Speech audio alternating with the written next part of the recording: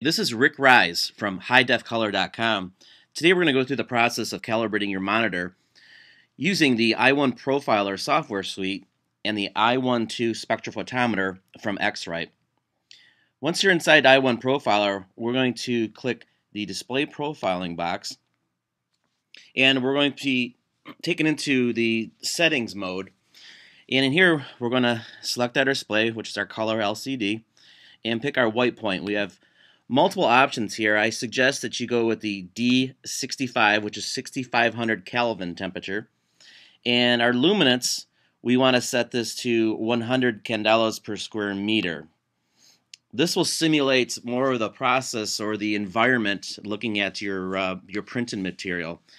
Most monitors are too bright, causing your prints to come out too dark.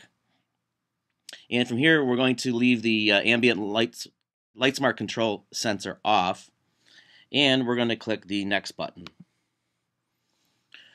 From here, we're going to calibrate the i12 spectrophotometer, and I've placed the spectro on the white point balance point, the calibration target, and I'll simply hit the calibrate button. And from here, the spectro will be referencing a known white point that is neutral, and that'll balance out the sensors inside the spectrophotometer. Now from here, we're ready to start the process. At this point, we're going to leave our automatic display control checked, and the adjust brightness, contrast, and RGB gains, we don't want to mess with this button right here. So what we want to do is, here's our different color patches that we're going to be displaying on the screen, which will be being read by the spectrophotometer. So we're going to start the measurement process. And at this point, I'm going to hang the spectro onto the monitor to begin the process. So the device is now connected to the display, and I'll hit the next button. And at this point, the software is going to run through approximately 100 different control patches, which are going to display a known LAB value, RGB value, to the screen that the spectro is going to read. Through the calibration process, through the process of creating the profile, it'll read the displayed values and what they should actually be displayed on the screen. So it's a relative database comparing the two, and that's what creates the calibration process for your monitor. So we're going to speed up the process to go through these colors, and we'll be back in just a minute.